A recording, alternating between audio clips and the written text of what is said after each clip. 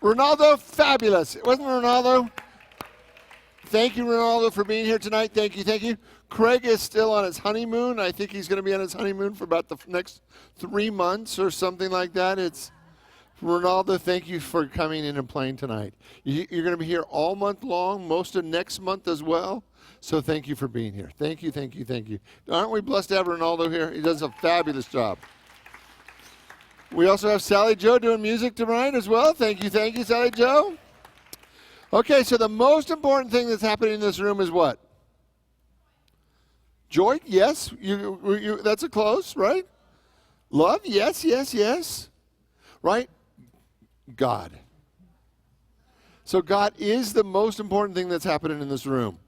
And each and every one of us is a living expression of God, is coming to know ourselves better each and every time we gather. So we're glad you're here tonight. Are you ready?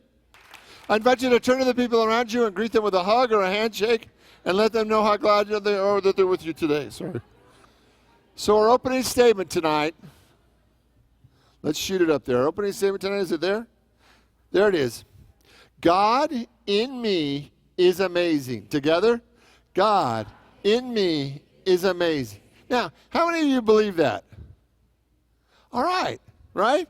So that's our central theme for tonight, is God in me is amazing. Let's say it one more time. God in me is amazing. Let's take it into our time of prayer as we begin the service. Just to open your mind, your heart, your soul, to feel the activity of God in you. That God in you is amazing. That you were born to express the amazing Spirit of God. You were born to give life and love and joy to all that God is in you. To be authentically you. To be the realest you. To be your divine self. We are not here to dazzle or impress. We are here to allow the infinite Spirit of God to manifest through each one of us. We are here to be the son or daughter of the Most High. So in the name and through the power of the living Christ, we give thanks, and so it is. Amen. Let's affirm together our church mission statement. Let's shoot it up on the wall. There it is. Here we go. Together, Unity of Phoenix is a loving spiritual community that welcomes all people and honors all paths to God. We are dedicated to transforming lives by inspiring and awakening individuals to discover God's Spirit within them.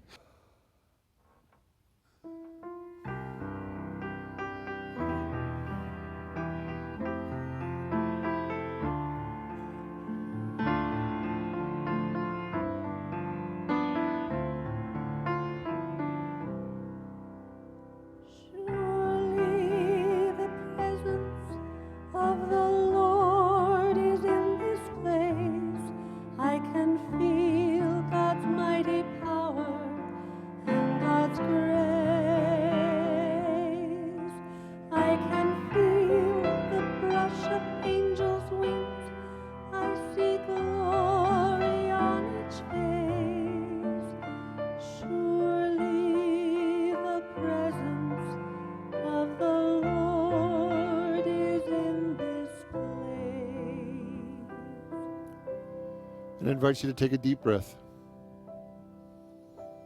and relax. And let go of all the events of this day and of this week. And just feel the presence and power of God that's within you. Feel the glory of God that is all around you.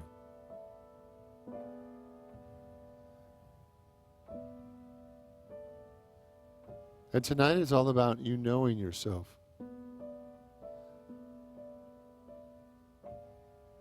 You knowing yourself in a way that is deeper and truer and more accurate and more honest and more real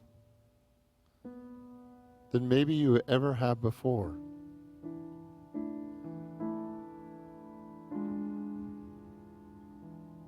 As a spiritual being, there's this process that we go through.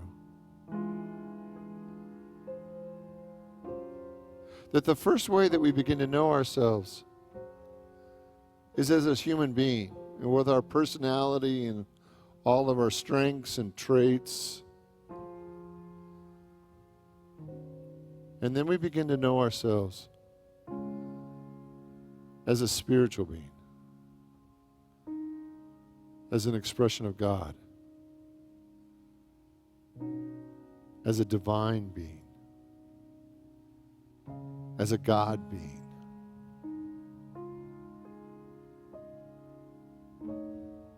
So tonight, how do you know yourself? Who are you?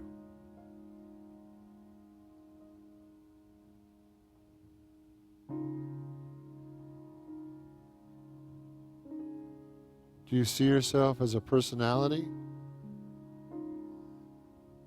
As charming or witty or amazing? Or do you know yourself as an expression of God? Holy, divine, sacred.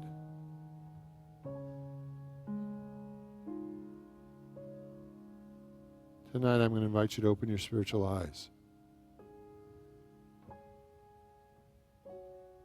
and see yourself in a deeper, truer way.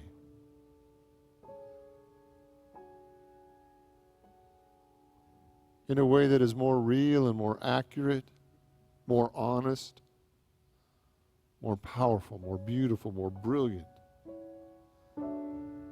than we often allow ourselves to be seeing.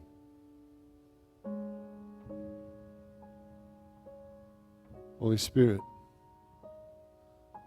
open my eyes.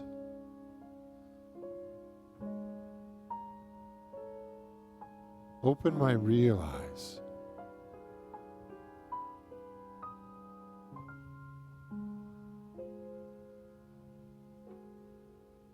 Let me stand on the holy ground and see myself the way you see me, and know me the way that you know me.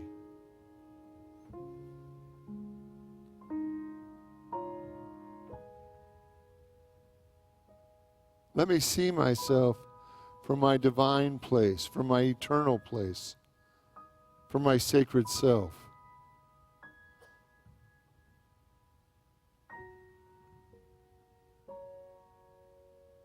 So relax and let go. And release all the old concepts and ideas.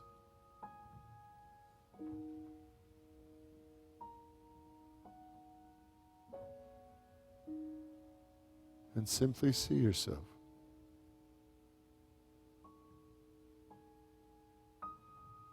See yourself the way God sees you.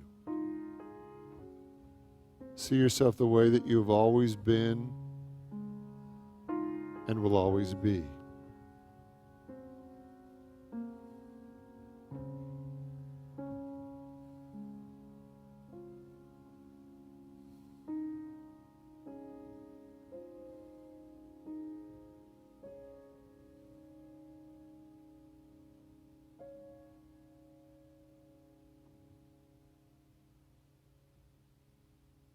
God, we give thanks that we are created in your image and in your likeness.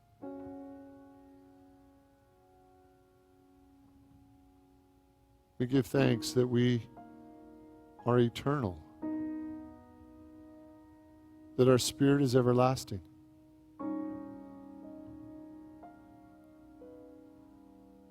That we're going beyond the illusions and limited concepts to know the truth of who we are.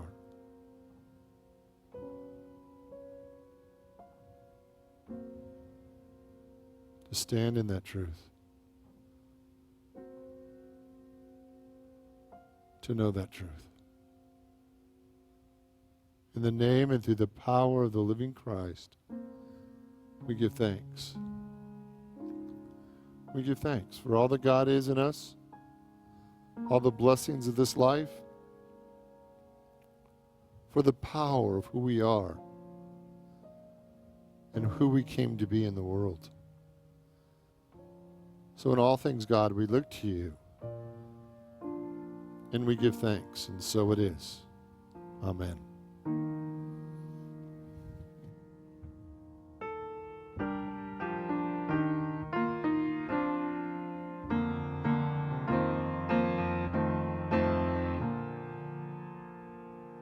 Our Father, who art in heaven, hallowed be thy name. Thy kingdom has come.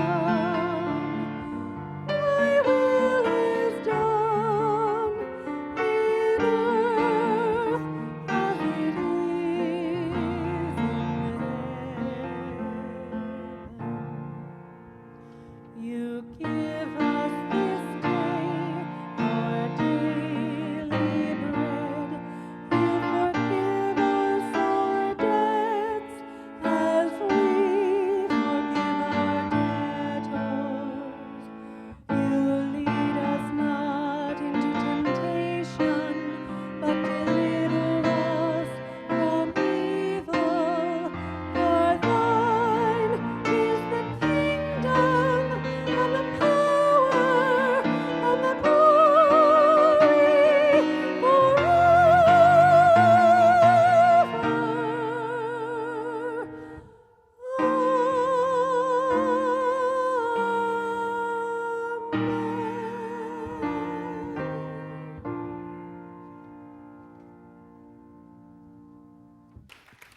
Okay, you ready for me?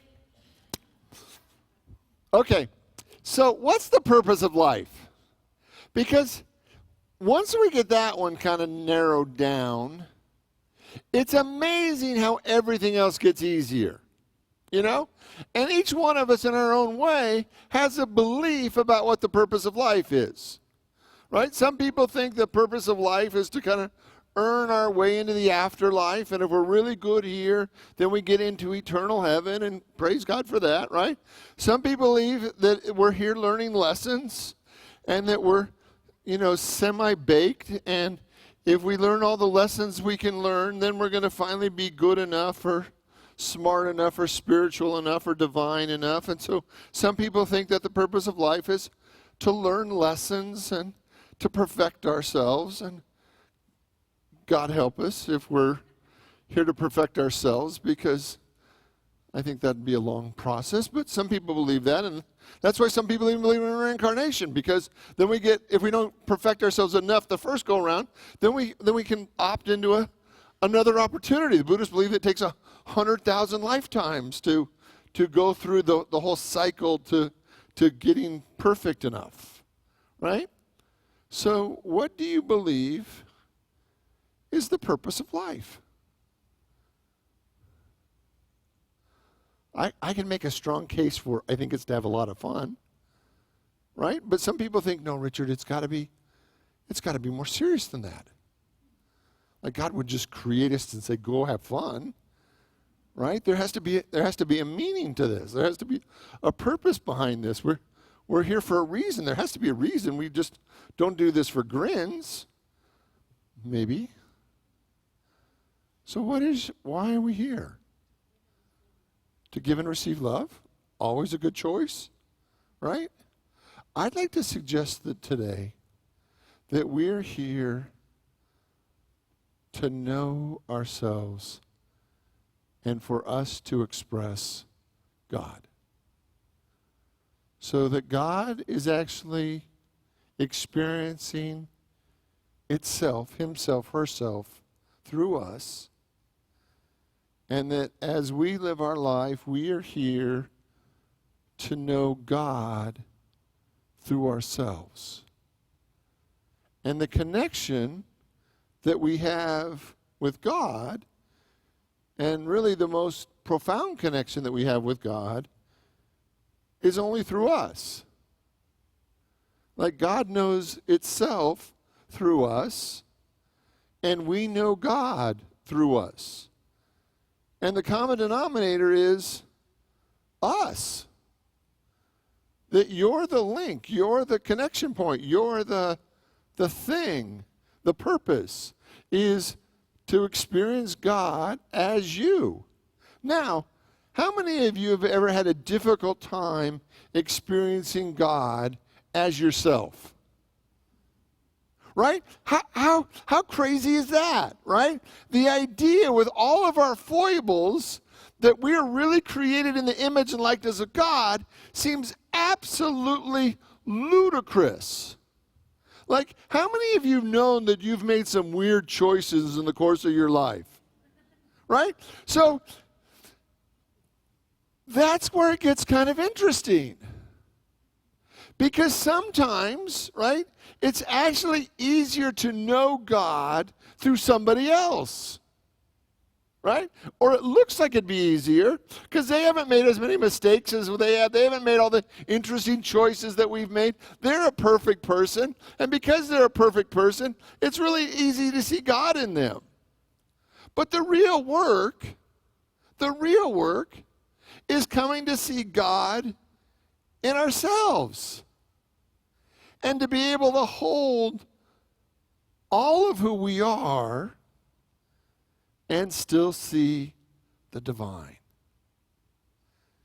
And for some of us, I think for all of us, this is really the hardest thing,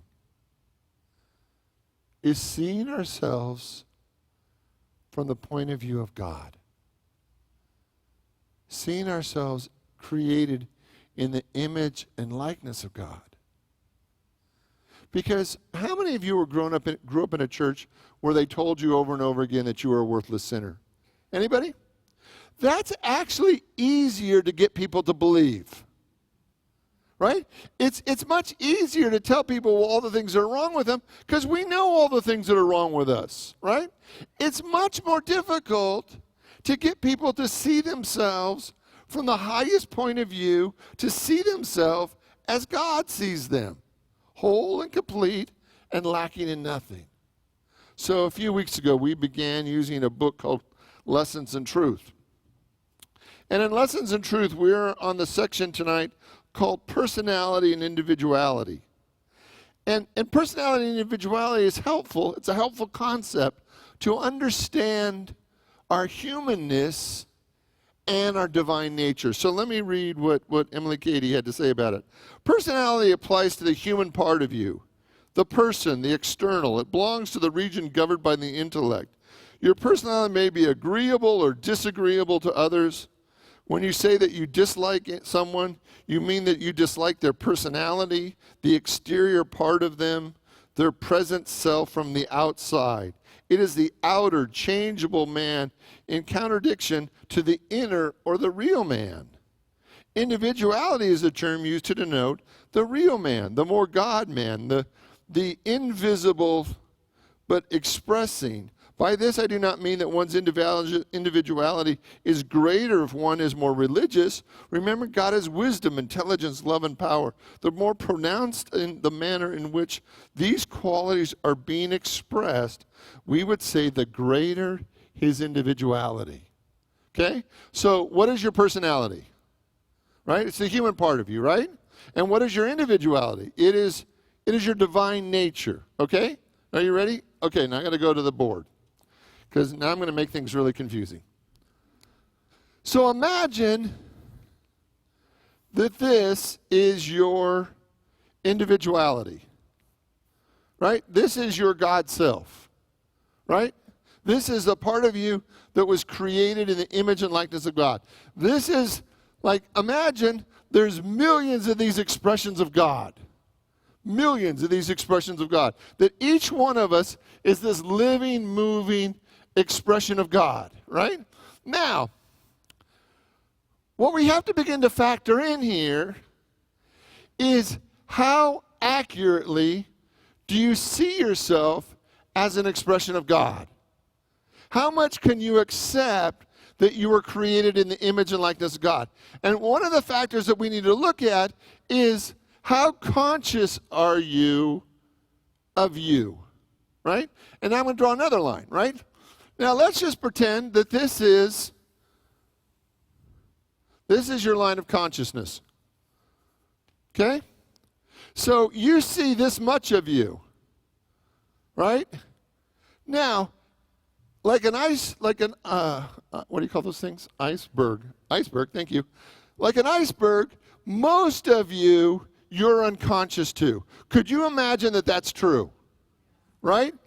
That you see a small part of you, and you think this is who you are. You think this is the totality of who you are, but most of you is underneath the surface. Most of you, you're not conscious of. Most of you, you can't fully accept that you're that much, right? Because your individuality, ideally, or it is really God expressing as you, right? So your identity is the place where you become an expression of God. And where you stop and God begins, or when God stops and you begin, there's no line there. You're the living expression of all that God is, but you're only conscious of that to about that degree. Okay? Are you with me on that? Now, some of us, right, if you do the same thing again, oh, I did it again. Wait. Some of us the line's actually here. Right? Can you think of a time in your life where that you had no conscious awareness or appreciation that you were created in the image and likeness of God? That you had no conscious awareness of it, right? So at that point, the line's actually here, but it's hard to function in the world when you don't see yourself as you were created to be. And it creates a bit of a dilemma. Who am I if I don't know myself as this real part of us? So then what we begin to do is that we begin to develop a personality, right? So that we can begin to operate in a three-dimensional world. And we begin to work on our personality so that it's either likable or dislikable, because has anybody ever been the rebel? Right? And so sometimes we'll work on being very likable so that we'll get loved and acknowledged. Sometimes we'll work on actually being unlikable so we'll just tick people off. Right? But at that level, we're actually just creating a persona. We're just creating a personality. We're just creating an aspect, a way to experience ourselves that is a temporary understanding of who we are. It's not the real part of us. Because we haven't come to know the real part of us, we begin to function just from our personality, and we begin to work on our personality as a way to get our needs met. And the difference between this and living from up here, living from down here, is down here, you really begin to source yourself from the divine. Like, you feel loved and appreciated and acceptance from your relationship with God. When you're doing it from personality, you actually are sourcing yourself based on your relationships with others. So you're trying to get them to love you. You're trying to get them to approve of you. You're trying to get acknowledged and celebrated and all those things based on your personality, because you don't really know yourself as an individualized expressions of God. You're just trying to be whoever will pet you wanted. Right? Can you think of a time in your life where you were really struggling to be whatever somebody expected you to be or wanted you to be or liked you to be? And so we develop these wonderful personalities that may be agreeable or disagreeable, likable or unlikable, but it's really just at some level, unfortunately, it's a facade. Right? And the problem is, the longer we're in our personality, the more we believe it's our authentic self. The more we really think we are the cantankerous old guy or the sweet young person or the smart brainiac or the attractive person or the football player, whatever the personality that we've created, we begin to really believe that we are that, because that's the way we get loved and acknowledged and celebrated by the people around us. And we're playing the personality game instead of playing the deeper game. And the deeper game is really about, if I wasn't spending so much time working on my personality, who would I really be? And what if I came to know myself as that?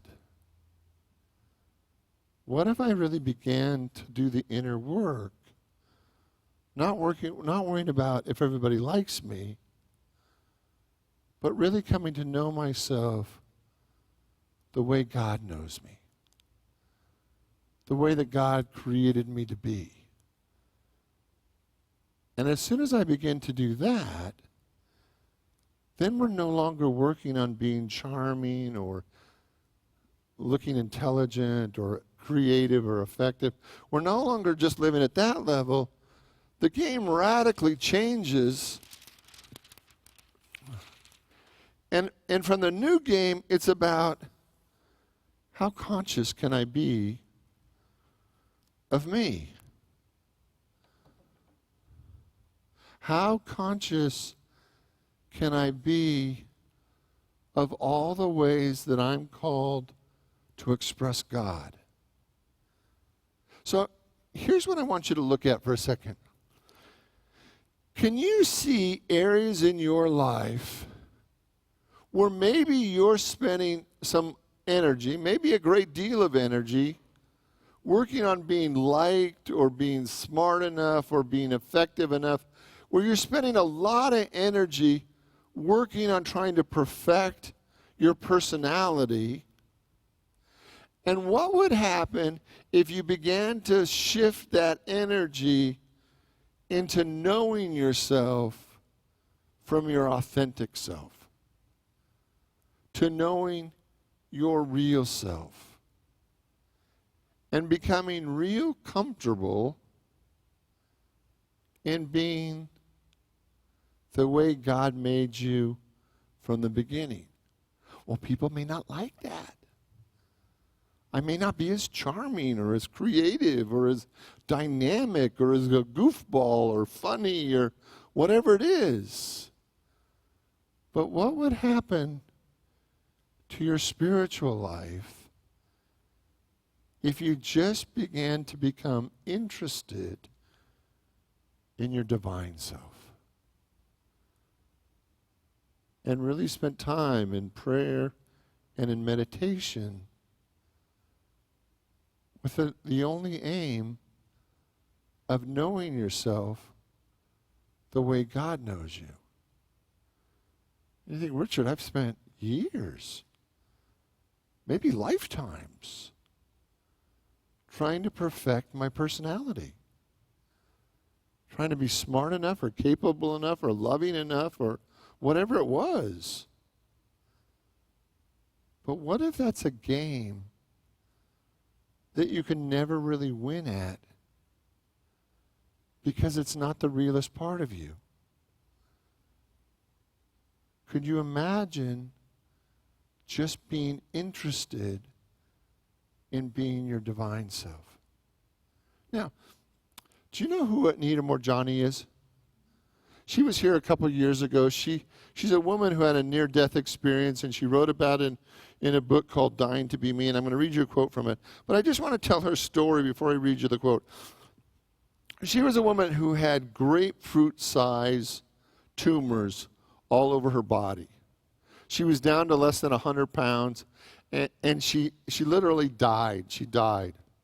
And after she died, she went to the other side, and on the other side was her father. She had a conversation with her father, and her relationship with her father wasn't very good. Her father wanted her to get married in a proper Hindu ceremony to the man that he had picked out for her, and she opted out of that opportunity. She decided that she was going to marry for love, even if it went against her cultural traditions, that she wanted to marry for love. And so she decided to marry for love, and it created quite a division between her and her father. And when she died, the man that she saw first and on the other side was her father. And they had a conversation, and they were able to apologize. They had a soul connection. They apologized. He got to tell her how much he loved her and how proud he was. And they got to heal all the things that needed to be healed between them that weren't finished on this life. And then after they've had this conversation, she tells about it in her book. She told it when she was here. She said, but he said, but you have to go back. And she said, but there's nothing to go back to. I was less than 100 pounds. I had these grapefruit-sized tumors all over my body. There was nothing to go back to. And he said, but you have to go back. And then she says that he like pushed her, and the next thing that she remembered, she was back in her body. Within a few weeks, she was walking. Within a few more weeks, she was out of the hospital. Within a few more weeks, she was totally healed. Right? And people asked her about this experience. And one of the questions is, she said, during my near-death experience, I felt as though my body in its solid form didn't exist. It was just pure energy. Perhaps this could be interpreted as my soul or my spirit. It was much bigger than my body. And I like to use the word magnificence because that's how I felt in that state. It was almost as if having this physical self was an afterthought. This infinite energy mass was the real me. The body was only a barometer to show how much of the life force was coming through or being expressed. It felt as though the 3D world was this other dimension and this energy mass was real. From this, I feel that when people say people are of a higher vibration, we probably mean that they're letting more of their authentic magnificent come through, so that their barometer reading would be very high. Consequently, the positive energy and physical expression would be very strong. In this realm, nobody seemed stronger or weaker. Everyone was magnificent, right? Everyone would be magnificent on the other side because everyone would be their real self. In this realm, however, nobody seemed stronger or weaker. Everybody was their magnificence.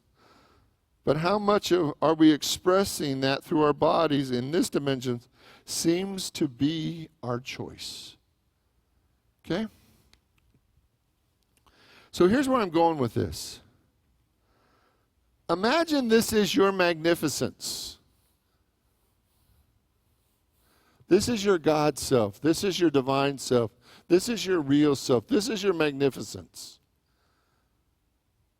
And yes, most of us still have a personality.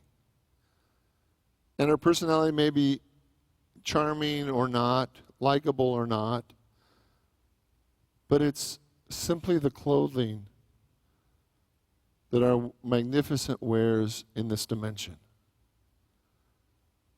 But what's more interesting on a spiritual dimension is how conscious you are of yourself and how much of that are you bringing into every experience of life. How much are you bringing it into every moment? How much are you actually living your magnificence? Because the more you live your magnificence, the more you are living God. Living, breathing, expressing the divine. So you ready for your homework for this week? So this week, it's a little bit more ethereal. I'm going to challenge you this week to be conscious more of who you really are. And to notice the times when you're working on being more of your personality and just be interested in bringing forth more of your divine nature, more of your authentic self. And I promise you can work on your personality for as much as you want to work on your personality. But it's never going to be as glorious as your spirit. And for most of us, we can already feel the disconnect here. I could really work on my personality. I could spend another 40 years working on my personality. But it's just a personality. I could instead spend the next 40 years and come to know myself the way God knows me. And bring that out. First, not for anyone else, but so that I can see it. So here's the prayer that I'm inviting you to pray this week, right? God, reveal me to me. Now, don't pray this prayer if you don't want to see yourself, right? If you want to walk around in just lovely ignorance is bliss, don't pray this prayer, right? But if you want to see yourself the way that God sees you, if you want to see your spirit the way God sees your spirit, then pray this prayer and you will be absolutely amazed at how amazing God created you. God, help me to see myself. Help me to see myself the way you see me. Help me to see beyond my foibles, beyond my humanness, beyond my personality, beyond my strengths and weaknesses. Help me see myself the way you see me. Because I promise you, you are magnificent. You are magnificent. In any moment that you spend not knowing that is really a missed opportunity. You are magnificence. Will you pray with me? And I invite you to open your mind, your heart, your soul to the activity of God that is within you right here, right now. That you are actually created in the image and the likeness of the one. The one presence, the one power. God, help me see myself. Help me see myself the way you see me. Help me see myself the way you created me. Help me see myself in your glory and in your likeness. Help me see myself in your divine nature. Let me see myself as the living expression of you. In the name and through the power of the living Christ, we give thanks. And so it is. Amen. So can you clearly see that you have a personality? Right? And people may enjoy your personality or not enjoy your personality, but you definitely have a personality. But the purpose of life is for you to come to know your spirit, your individuality, the way that you're created in the image and likeness of God. Because as you know that, you know God. Because that part of you was created in the image and likeness of God. And for all of us, there comes a time when our personality just isn't enough anymore. And we have to know ourselves the way God knows us. Okay, you ready? Let's stand, let's sing our closing song and do our affirmation.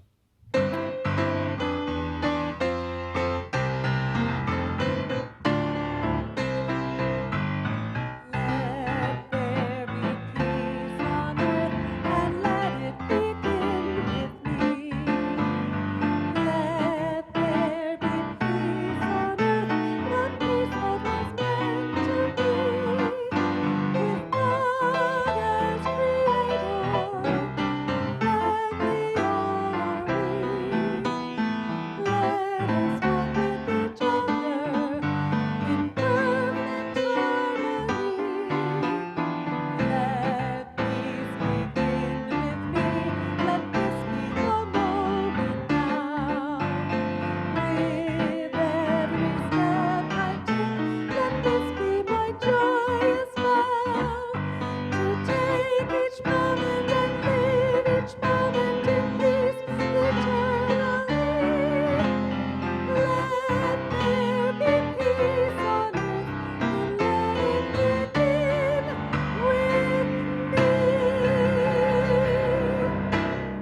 Together our perfect protection. The light of God surrounds us. The love of God enfolds us. The power of God protects us. And the presence of God watches over us. Wherever we are, God is. God bless you all. Have a great night. Thanks for being here.